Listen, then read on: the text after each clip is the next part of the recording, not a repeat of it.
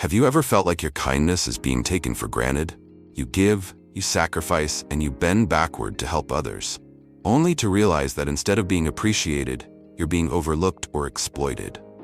Society praises kindness as a virtue, but here's the uncomfortable truth. Your kindness can become your downfall without boundaries. Think about it. How often have you said yes when you wanted to say no? How often have you felt drained, disrespected, or invisible because you prioritized others at the expense of yourself? It's a silent pain, one that eats away at your confidence and self-worth. But what if kindness didn't have to mean weakness? What if, instead of making you a target, your kindness could become your greatest strength? Today, we'll uncover how to strike that delicate balance. We'll explore 11 powerful lessons to transform your kindness into a force of respect, balance, and empowerment. And here's your first step. Comment below, "I own my kindness." Commit to breaking free from the trap of overgiving. Stay with me until the end, because the final lesson we'll share has the power to completely reshape the way you approach relationships and your sense of self-worth. Let's dive in. It's time to reclaim your kindness and your power. Number 1. Kindness without boundaries is an open invitation to exploitation. Let's paint a familiar picture. You're in a relationship, pouring your heart and soul into making things work. You're the one always showing up, planning dates, footing bills, and bending over backward to keep the peace. Yet your efforts seem to evaporate into thin air, acknowledged only when it's convenient for them. At first, you convince yourself it's love. After all, love is about giving, right? But as time passes, you start to notice a pattern. They take, and they take some more, but rarely, if ever, do they give back. It's not love, it's a transaction, and you're footing the bill in more ways than one. Kindness is a virtue, but without boundaries, it turns into a weakness. Marcus Aurelius wisely said, "You are not responsible for the expectations of others, only your actions." When you fail to draw a line, you hand over the pen for someone else to write the terms of your life. Take, for instance, Jake, who spent years in a one-sided relationship. He thought saying yes to every demand, be it financial support or sacrificing his time, would show his dedication. Instead, it became the very reason his partner stopped respecting him. Why? Because what comes without limits is often seen as disposable. The solution?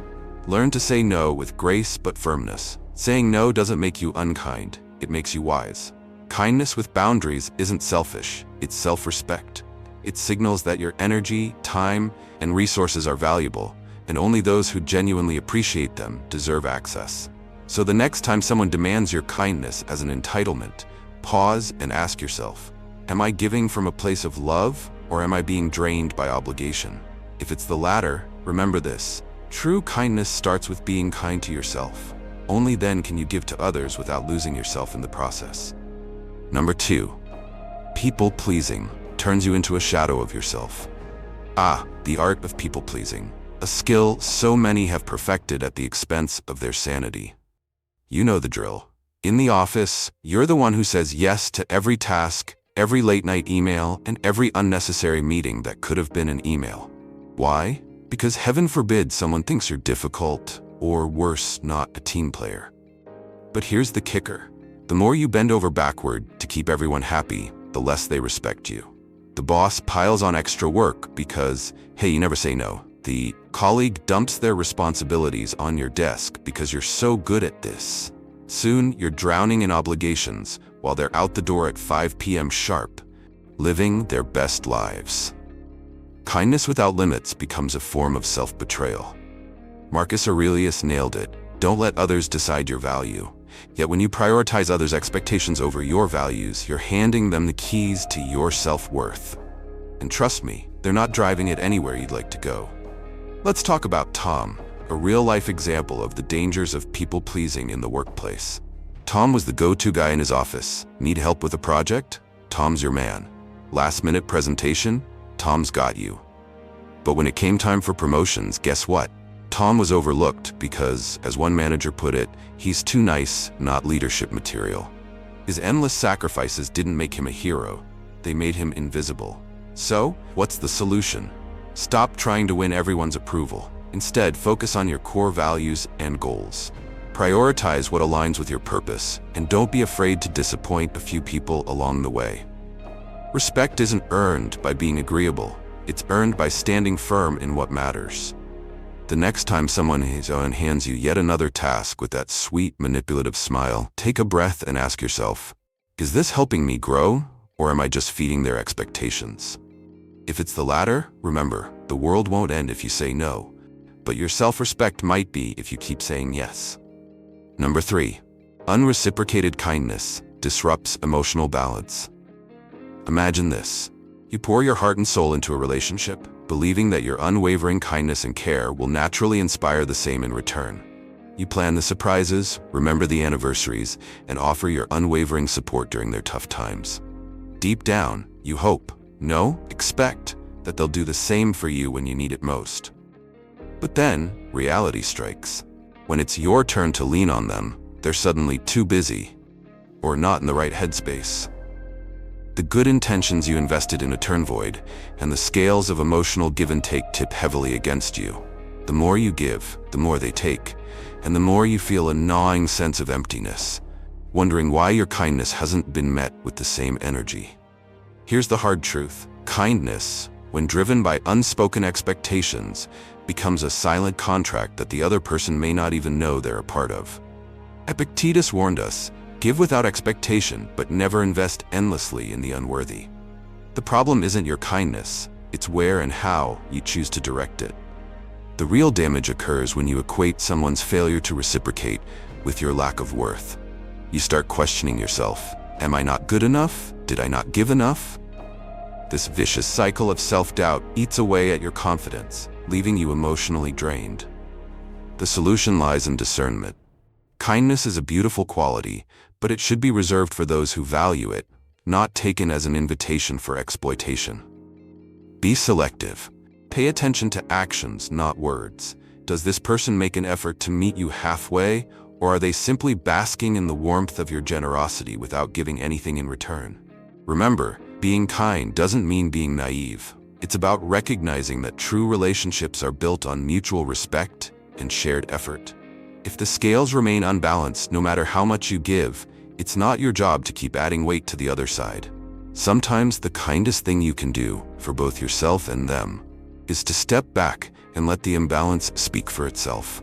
Kindness is a gift, but it's not an obligation. Protect it, value it, and offer it where it will be cherished. Anything less isn't kindness, it's a compromise of your self-worth. Number 4, the philanthropic pitfall. Good intentions, bad career moves. The workplace Samaritan, beloved by all, indispensable in a pinch, and ironically forever stuck in the same unremarkable position.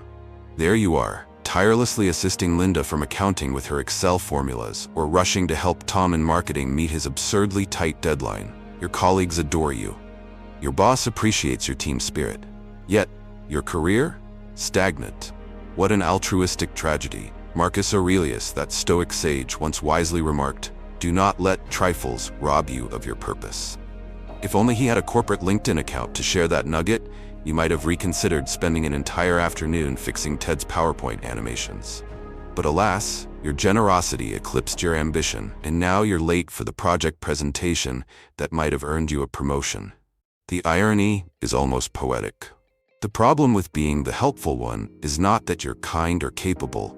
Those are admirable traits. It's that your endless readiness to drop your tasks for the sake of others reveals a complete lack of strategic foresight. Sure, Ted will sing your praises at the water cooler, but will he advocate for your raise during performance reviews? Unlikely. Linda will thank you profusely for saving her quarterly report, but when she climbs the corporate ladder, will she extend a hand to pull you up? Don't hold your breath. Here's the harsh reality. No one is promoting you for being a workplace martyr. Generosity without boundaries is not a career strategy. It's a fast track to burnout and professional invisibility. Helping others is noble, yes, but it's not your full-time job. Unless, of course, your business card says office savior. Spoiler, it doesn't. So, what's the remedy for this chronic self-sabotage? First, remind yourself that your time and energy are finite resources, not communal property. Before leaping to assist a colleague, ask, will this contribute to my long-term goals, or am I simply playing hero for a fleeting moment of gratitude? If the answer is the latter, politely decline or delegate. Yes, decline. It's a word worth practicing. Second, adopt a laser focus on your ambitions. Helping others is commendable, but only when it doesn't derail your progress. Think of it as the airplane oxygen mask rule. Secure your mask before assisting others. Marcus Aurelius would surely approve of this modern adaptation. Lastly, if you absolutely must play the Good Samaritan, do so strategically. Assist only when it aligns with your objectives or when the long-term benefit is undeniable. By all means, help Linda with her Excel sheet, but only after she agrees to champion your project at the next meeting. In the grand chess game of professional life, don't be the pawn sacrificing itself for the sake of others' promotions. Be the queen. Deliberate, strategic, and always a few steps ahead. Your career depends on it. Number 5. Too kind, too forgiving. The red flags you keep ignoring. Picture this. You're standing in the middle of a burning building. Everyone else has already bolted for the exits, coughing and clutching their loved ones. But not you. No, you're there, armed with nothing but a leaky water bottle, convinced you can extinguish the flames. The building collapses, and you're left buried under the rubble, wondering why you didn't run when you had the chance. That, my friend, is what happens when you ignore the red flags in a relationship and stay out of sheer kindness. Seneca, in his infinite Stoic wisdom, warned us, forgiveness is a noble trait, but make sure you do not condone wrongdoing. Yet here you are, time and time again, forgiving the unforgivable. You've ignored the lies, excused the broken promises, and rationalized the disrespect. What do you have to show for it? Emotional scars, dwindling self-respect, and a relationship so unbalanced it would tip over at the slightest breeze. Let's talk about those glaring red flags, those moments when any reasonable person would pack their bags and walk away. Maybe your partner cheated but assured you it was a one-time mistake. Instead of recognizing the breach of trust as a deal-breaker, you forgave, thinking your love would inspire change. Spoiler alert, it didn't. Or perhaps they constantly belittle your achievements, dismiss your feelings, or manipulate situations to make you feel at fault. Each time you've turned the other cheek, convinced that your understanding and patience would eventually soften them.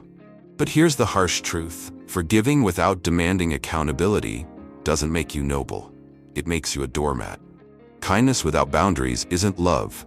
It's self-destruction. When you forgive serious wrongdoings without requiring change, you're essentially giving your partner a free pass to hurt you again. You're signaling that your needs, feelings, and boundaries are negotiable, while theirs are set in stone. This imbalance erodes not just your self-worth, but the very foundation of the relationship. So what's the antidote? First, recognize that forgiveness must be earned. It is not a blank check for repeated harm. When a serious mistake occurs, your partner must demonstrate genuine remorse and take tangible steps toward change. Without that, forgiveness is meaningless. Second, enforce boundaries. These are not ultimatums, they're safeguards for your emotional well-being. If your partner crosses the line again, you must have the courage to leave. Staying in a toxic relationship out of kindness doesn't make you virtuous, it makes you complicit in your suffering. Lastly, remember that love is not measured by how much pain you can endure. It is measured by mutual respect, trust, and growth. If those are absent, no amount of kindness will salvage what's broken. So the next time you see a red flag, don't ignore it. Don't rationalize it. And for heaven's sake, don't try to fix it while the metaphorical building burns.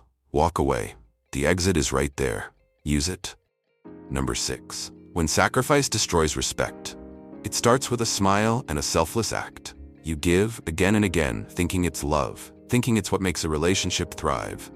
You brush off the small signs, the missed thank you, the assumption you'll always say yes, the subtle imbalance growing like a quiet storm. And then, one day, you wake up and realize your kindness isn't appreciated. It's expected. Worse, it's disrespected. Epictetus, the sharp Stoic voice of reason, once said, "People respect you only when you respect yourself first." But in your quest to be the perfect partner, the one who's always understanding, always forgiving, always putting others first, you've forgotten this vital truth. You've traded your self-respect for the illusion of harmony, only to find that harmony built on your sacrifice is a fragile and hollow thing. Let's be blunt. Relentless selflessness doesn't inspire admiration. It breeds entitlement. You started as the hero, the one who was always there, always willing to go the extra mile. But now you're a given. Like air, like water, like something that exists for their convenience. They don't think about what you need, what you feel, or what it costs you to give so much, because you've taught them they don't have to. And yet, it wasn't malicious, was it? You gave because you cared. After all, you believed love was about giving without asking for anything in return. But you didn't notice when your sacrifices stopped being acts of love and started being acts of surrender.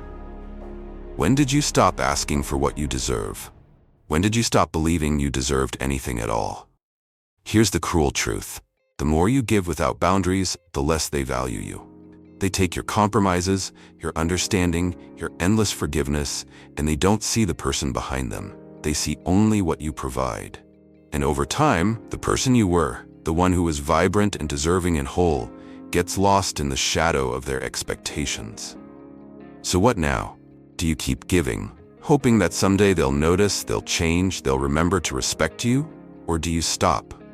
Do you draw the line and watch what happens when your kindness is no longer infinite? It won't be easy. Reclaiming your worth never is.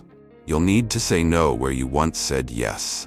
You'll need to speak up where you once stayed silent. And you'll need to accept that some people, those who took you for granted, might walk away. Let them. A relationship built on the ruins of your self-respect isn't a relationship worth saving. Because at the end of the day, kindness should elevate, not erase you. Sacrifice should be mutual, not one-sided. And respect, it begins with you. Demand it, protect it. Because nothing is lonelier than losing yourself in the name of someone else's comfort. Number 7. Losing yourself to gain nothing. You say yes when you want to say no. You bend, twist, and reshape yourself to fit the expectations of others, terrified of letting them down. And for what? A fleeting smile? A pat on the back? The illusion of harmony? Slowly, imperceptibly, you become a shadow of yourself, chasing approval while your own needs and values wither away. Marcus Aurelius, the wise emperor, warned us, "Do not let others decide your worth." Yet in your desperate attempt to please everyone, you've handed them that very power. Their opinions dictate your choices, their desires override your own, and their approval becomes the measure of your existence. The problem with trying to please everyone is that it's impossible. No matter how much you sacrifice or how hard you try, there will always be someone dissatisfied. And in the process of chasing this unreachable goal, you lose the most precious thing you have, yourself. Consider this. Every time you prioritize someone else's happiness over your values, you chip away at your identity. You take on tasks you hate, agree with opinions you don't share, and ignore your dreams to make others comfortable. Over time, you stop recognizing the person in the mirror. Who are you, if not the sum of other people's expectations? And what do you get in return for this exhausting performance? Not respect, not fulfillment. At best, you get temporary approval, a shallow sense of belonging that vanishes the moment you falter or assert yourself. At worst, you get taken for granted, seen not as a person but as a convenience, someone whose needs and boundaries are invisible because you've never enforced them. The path to reclaiming yourself is neither easy nor painless. It begins with disappointment, not theirs, but yours. You must confront the truth that your value isn't tied to how much others like you. It's tied to how authentically you live. Start small. Say no when you mean it. Speak your mind even if it's unpopular. Pursue your goals even if they conflict with others' plans. Will some people be upset? Yes. Will you lose relationships? Possibly. But what you'll gain is far more valuable. Your freedom, your self-respect, your ability to live a life true to your values. Because here's the hard truth. People-pleasing doesn't lead to love or admiration. It leads to erasure. And no one, not your boss, not your friends, not your family, can truly love or respect someone who doesn't respect themselves first. So stop running after approval. Let others be disappointed if they must. Live for yourself, not for the applause. After all, the only approval that truly matters is your own. Closing kindness is not a weakness, it's strength when used wisely. But without boundaries, self-respect, and self-awareness, it can become a double-edged sword that wounds you more than it helps others. True kindness uplifts both the giver and the receiver, fostering respect, balance, and growth. That's the kind of kindness we should aim for, one that reflects not just compassion for others, but also for ourselves. Think about this. Every act of kindness you offer is a piece of your energy, your time, and your heart. When given recklessly, it drains you. But when given intentionally, it enriches everyone involved. Your kindness is your power, but only when you take charge of it. This isn't about being less kind. It's about being a master of your kindness, so it becomes a gift, not a burden. If you found these insights helpful, let's spread the wisdom together. Share this video with your friends and family who might need this reminder. And don't forget to subscribe to Victory Stoic so you never miss a chance to learn, grow, and become the best version of yourself. Your kindness is one of your greatest strengths. But remember, it's only as powerful as the person wielding it. Be intentional.